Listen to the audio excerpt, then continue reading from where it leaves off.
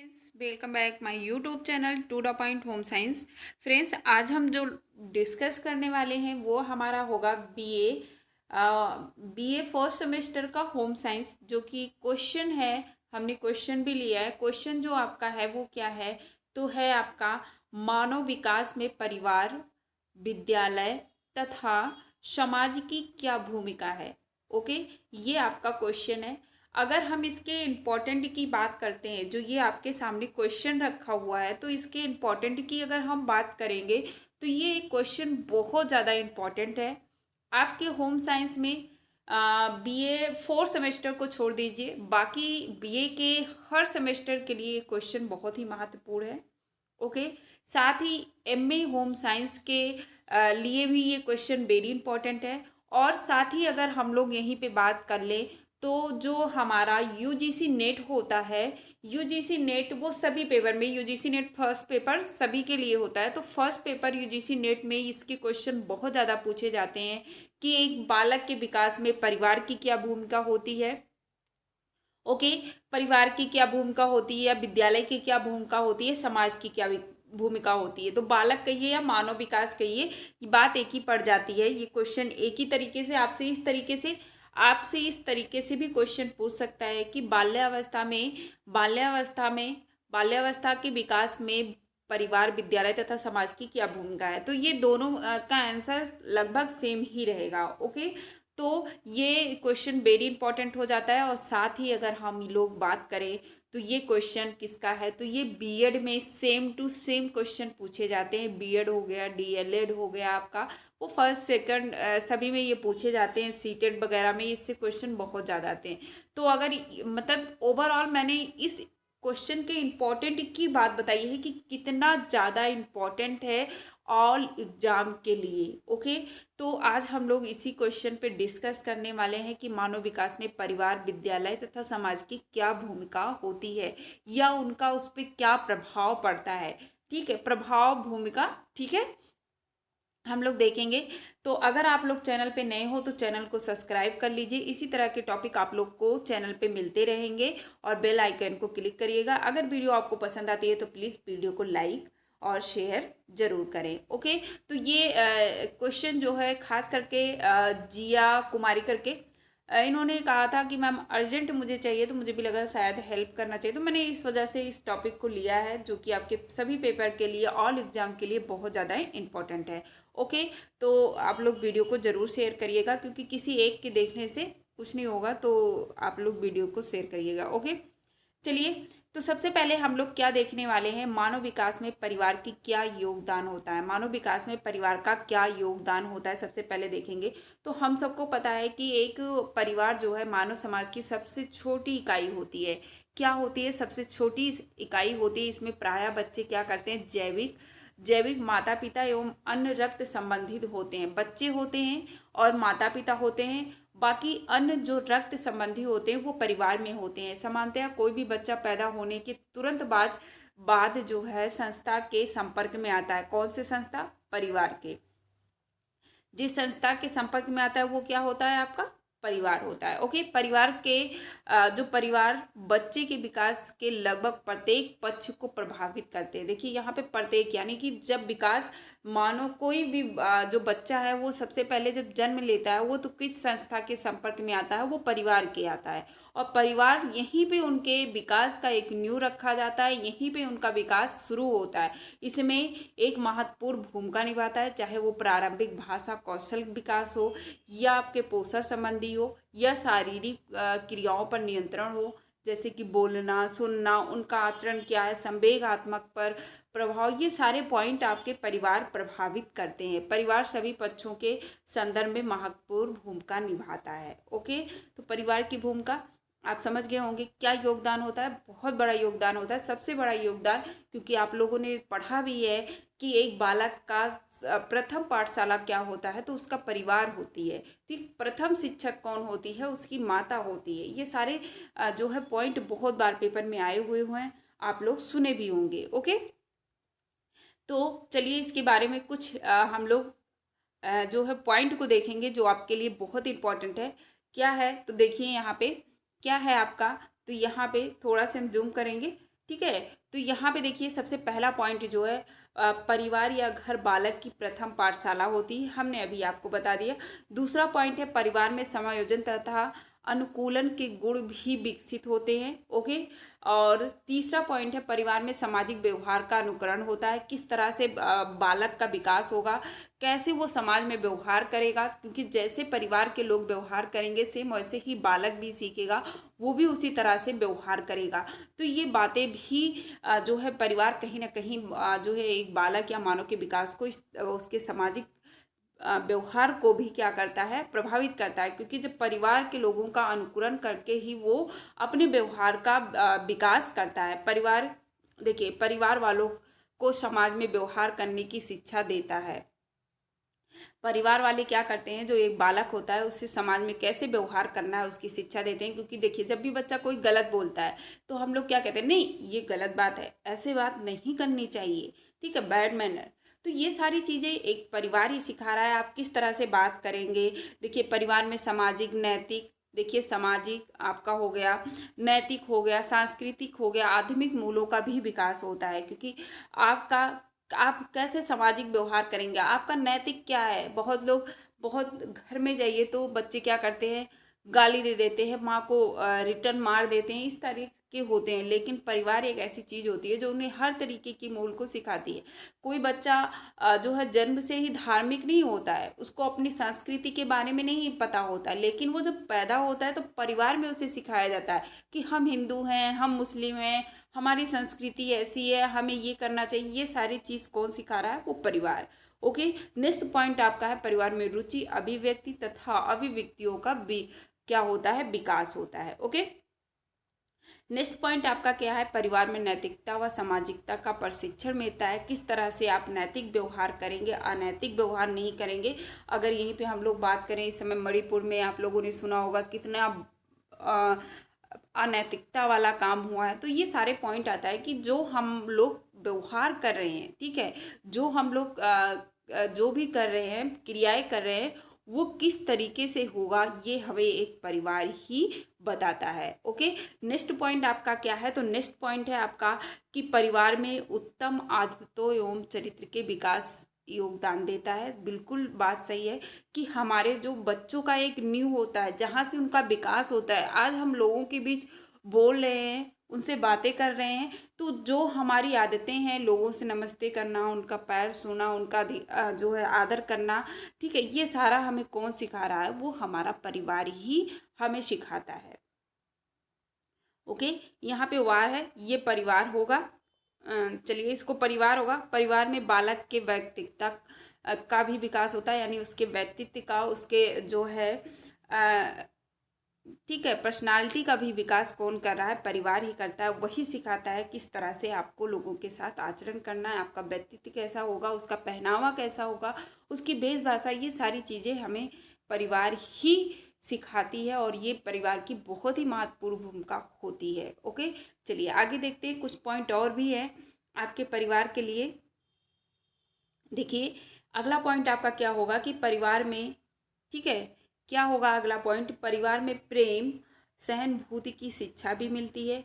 परिवार में सहयोग, परोपकार, सहिष्णुता और कर्तव्य पालन के गुण भी विकसित होते हैं। परिवार में बालक को समाज में व्यवहार करने की शिक्षा भी दी जाती है। तो आप लोग क्या देख रहे हैं कि परिवार की बालक के विकास या मानव के विकास में बहुत ही महत्वपूर्ण भूमिका होती है। आपके प्लेटो ने, ठीक है, किसने, प्लेटो ने भी इस बात का डिस्कस किया है, आप लोग देख सकते हैं यहाँ पे, कौन है, प्लेटो। ठीक, ये बहुत ये एक समाज शास्त्री थे, इन्होंने अपनी एक परिभाषा दी है, उसमें इन्होंने क्या लिखा है, यदि आप चाहते हैं कि बालक सुंदर वस्तुओं की प्रशंसा और निर्माण करे तो उसे उसके चारों ओर क्या करें, आप सुंदर वस्तुएं रखें। ठीक है, अगर आप अच्छी, इनका कहने का मतलब क्या है, आप अगर चाहते हैं कि बालक एक अच्छा सुंदर विचार वाला बने, चरित्रवान वाला बने, तो इन्होंने एक उदाहरण दिया है, अगर वो सुंदर वस्तुओं की प्रशंसा कर रहा है, उसका निर्माण करे, तो उसके चारों तरफ उस क्रिएटिव चीज़ को रखिए, वो देखेगा तभी तो आपसे पूछेगा। देखिए बच्चे बचपन से ही बहुत क्रिएटिव होते हैं, आप लोगों ने भी देखा, कोई चीज़ उन लोग को मिलता है, मम्मी ये क्या है, कैसे होता है, क्या करना है, ठीक है। पानी कहाँ से आ रहा है, अगर पानी निकल रहा है, मैं आप लोग को एक उदाहरण दूँ। मेरा छोटा भाई था, जब वो जो है गांव में मेरे, जब पापा गाय के दूध को निकालते थे और उसको दिया जाता था पीने के लिए, तो वो गर्म होता है, शायद आप सबको पता होगा। तो वो गर्म होता है, तो बच्चा मेरा भाई हमेशा क्या पूछता था, ये पापा जो है दूध कैसे गर्म रहता है, उसके पेट से कैसे गर्म होके निकलता है। ठीक है। तो ये सारे इस तरह से बच्चे क्वेश्चन करते हैं, और बहुत सारे भी क्वेश्चन करते हैं। तो ऐसे बच्चे क्या होते हैं, वैसे भी बहुत क्रिएटिव होते हैं। उनकी जितनी जिज्ञासाएं होती हैं वो कहाँ पे संतुष्ट किया जाता है, वो परिवार होता है। ओके। और भी कुछ पॉइंट देख लीजिए कि इसके अलावा भी परिवार पर, देखिए क्या लिखा है, इसके अलावा भी परिवार पर निम्नलिखित का भी प्रभाव पड़ता है। ठीक है। परिवार का निम्नलिखित प्रभाव पड़ता है किस पे, मानव विकास पे, शारीरिक विकास पे। आप जितना ज़्यादा उसके शारीरिक विकास, यानी बचपन से तो वो तो मालिश वगैरह पे होता है, बट उसको जितना ज़्यादा उसे खेलने कूदने का अवसर मिलेगा, उसका शारीरिक विकास उतना ही अच्छा होगा। उसे जिस तरह से अपने घर परिवार में लोगों के बातें सुनने को मिलेगी, लोग के जैसे, क्योंकि आप लोगों को पता है बच्चे सबसे पहले अनुकरण करके ही सीखते हैं। तो जो जिस तरीके से उनके मानसिक विकास को डेवलप किया जाएगा, उसी तरीके से उनका विकास होगा। चारित्रिक विकास भी हमने बताया, किसी किसी घर में गालियाँ दी जाती हैं। ठीक है। लोग बहुत इधर उधर की बातें करते हैं, तो बच्चे भी वैसे ही बात करते हैं। भाषा विकास में भी यही बात है कि बच्चे को जितना ज़्यादा बोलने के अवसर दिए जाएंगे, जितना ज़्यादा बताया जाएगा, जैसे कि हम लोग बचपन में बच्चों को क्या सिखाते हैं, किसी पेन होता है तो उससे बताते हैं ये पेन है, इससे लिखा जाता है। बचपन में बच्चे पानी को मम मम करके बोलते हैं। ठीक है। तो ये सारे भाषा होते हैं। तो भाषा विकास हो गया, संवेगात्मक विकास हो गया। परिवार में ही बच्चा क्या करता है, उसका सबसे पहले संवेगात्मक विकास होता है। कैसे होता है, क्योंकि वो मम्मी जब एक गुस्सा करती हैं, उसको डांटती हैं, तब उसको समझ में आता है कि क्रोध का इम्प्रेशन क्या होता है। जब दादी उसे बुला के अपने पास प्यार करती हैं, तो उसको पता चलता है कि ये प्यार किस तरीके से होता है। तो ये सारे इस तरीके से परिवार में ही उसके संवेगों का विकास होता है। आई होप आप लोग समझ रहे होंगे मेरी बातों को। उसी तरीके से आपका सामाजिक विकास हो गया, परिवार में ही रह के वो सामाजिक होता है। सृजनात्मकता का विकास होता है, परिवार में ही सीखता है।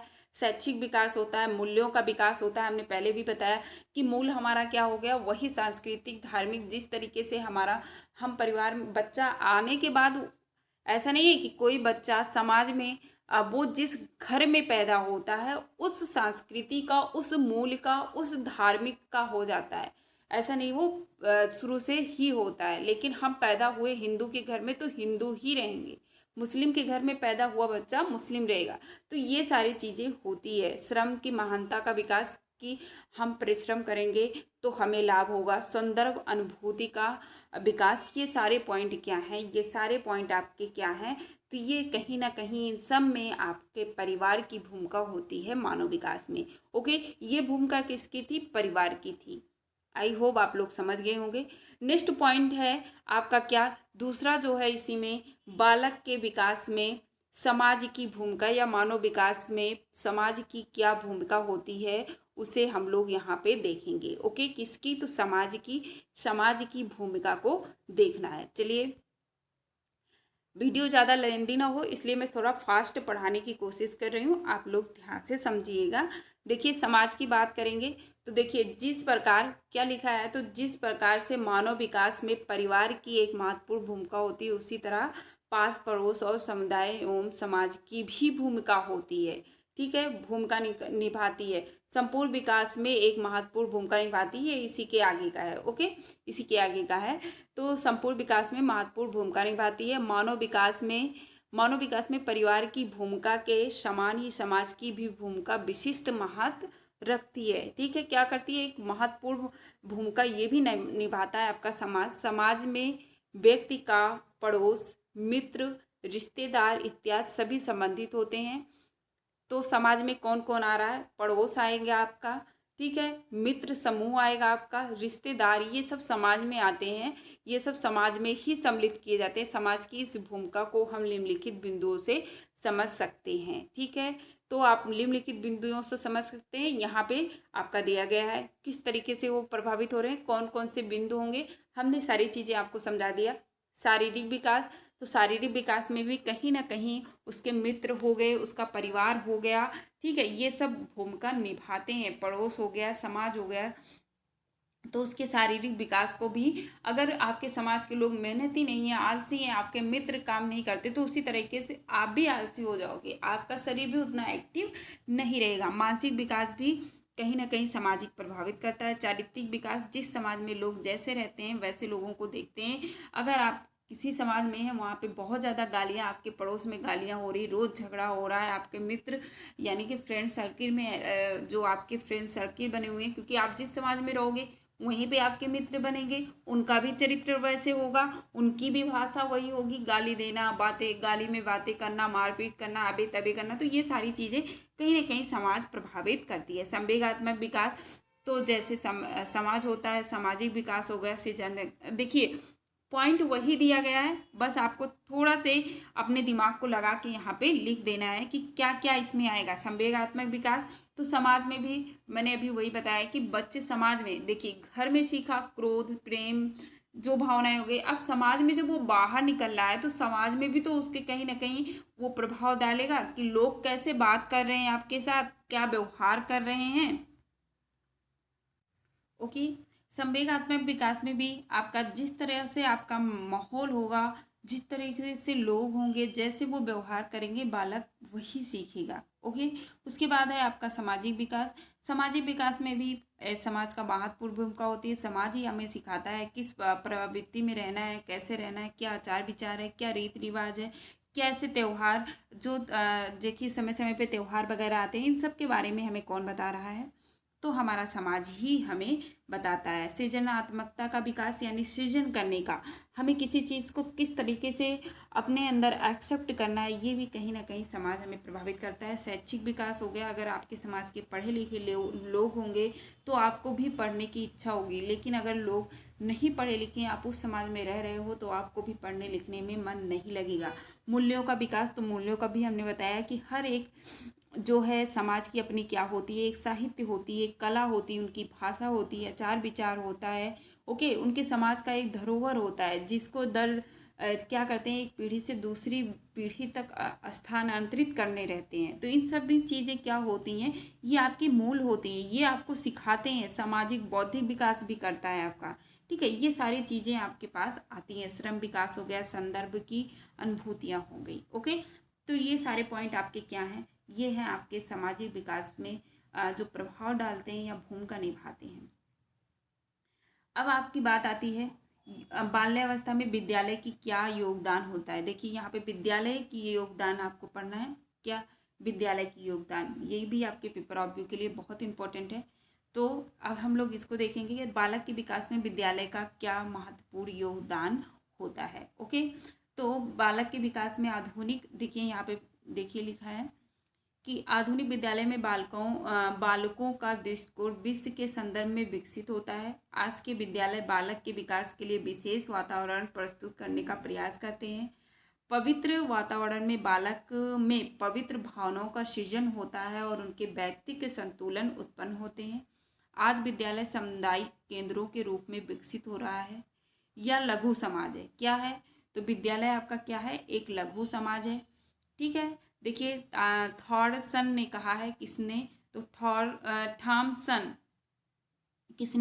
थॉमसन ने कहा है कि विद्यालय बालकों के मानसिक, चारित्रिक और सामुदायिक, राष्ट्रीय तथा अंतर्राष्ट्रीय विकास करता है तथा स्वस्थ रहने की प्रशिक्षण भी देता है। ये क्या है, तो किसने कहा है, थॉमसन ने कहा है। इनका मानना है कि विद्यालय जो होता है बालक के मानसिक विकास हो या चारित्रिक विकास हो या सामुदायिक विकास हो या राष्ट्रीय विकास या अंतर्राष्ट्रीय विकास, सब में योगदान देता है, सब में भूमिका निभाता है और एक बालक को वो स्वस्थ रहने के लिए भी प्रशिक्षण देता है। कौन, हमारा विद्यालय। ओके, उसके बाद नेक्स्ट पॉइंट हम लोग,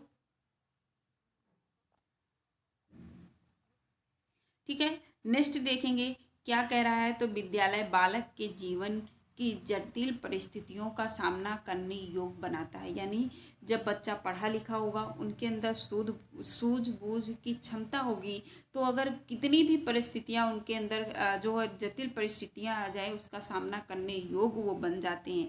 हमारा विद्यालय हमें क्या करता है, सामाजिक जो हमारा सामाजिक है, सांस्कृतिक विरासत है, उसके संरक्षण करता है तथा उसे अगली पीढ़ी में स्थानांतरित करने का कार्य करता है। हमने अभी बताया कि सभी का अपना एक धरोहर होता है, एक मूल होता है, एक विचार होता है जो दर पीढ़ी दर चलती रहती है।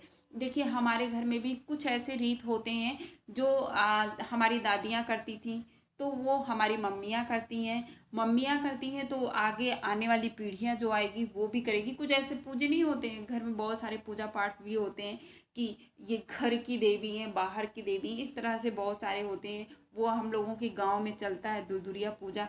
तो ये सारी चीज़ें जो होती हैं, कुछ ऐसी चीज़ें होती हैं जो हमें जो है दर पीढ़ी दर बढ़ाना होता है। तो इन सब के विकास में आपका विद्यालय महत्वपूर्ण भूमिका निभाता है। ओके, ठीक है। आगे देखिए यहाँ पे लिखा हुआ है, आगे क्या लिखा हुआ है कि विद्यालय विद्यालय बालक को घर तथा संसार से जोड़ने का कार्य भी करता है। व्यक्तित्व का सामंजस्यपूर्ण विकास करने में विद्यालय का महत्वपूर्ण योगदान है। विद्यालय में समाज के आदर्शों, विचारधाराओं का प्रचार होता है तथा अशिक्षित नागरिकों के निर्माण में योगदान देता है। अशिक्षित नहीं, शिक्षित यहाँ पे रहेगा, ये कट जाएगा। शिक्षित नागरिकों के निर्माण में योगदान देता है। कौन? आपका विद्यालय दे रहा है।